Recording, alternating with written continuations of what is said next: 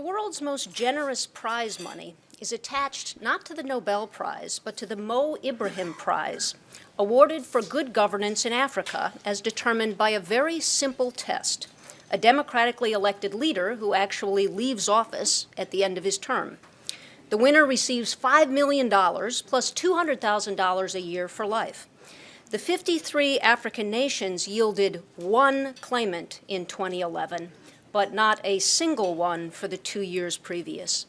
The precedent set by the retirement of George Washington has not been easy to establish elsewhere, prize money or not. Thus, Washington is justly honored for his Republican refusal of perpetual power, a refusal he performed not once, but twice.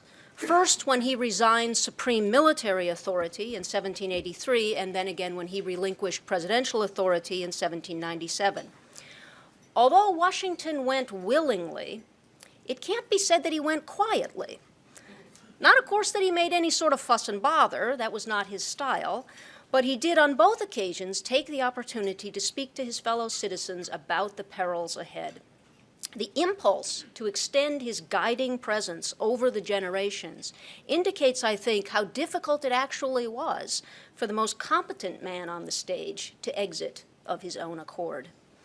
In Washington's first valedictory, the circular to the states, the general had noted that there were some who might object to his even offering political counsel for the future, viewing it as an act of arrogant presumption, stepping out of the proper line of duty.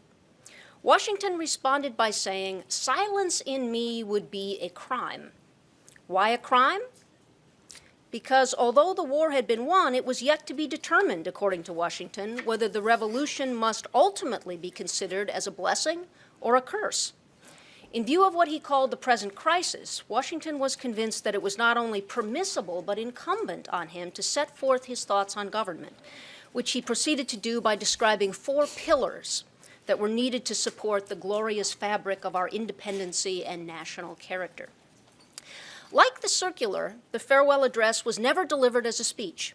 It was from the first a written document intended to be pondered, not applauded. Its audience and mode of distribution, however, were strikingly different from the circulars. The circular had been sent to the respective governors of the states, who were addressed with the salutation, "Sir." The citizens of America were mentioned, but always in the third person as they. By contrast, the farewell was published via the popular medium of the newspapers and bore the salutation, "Friends and fellow citizens," the only instance of this intimate form of address in all of Washington's writings. Whereas the formal voice of the circular had been actuated by duty, remember, silence in me would be a crime, the warmer voice of the farewell is prompted by love. As Washington himself puts it, his counsels are those of an old and affectionate friend.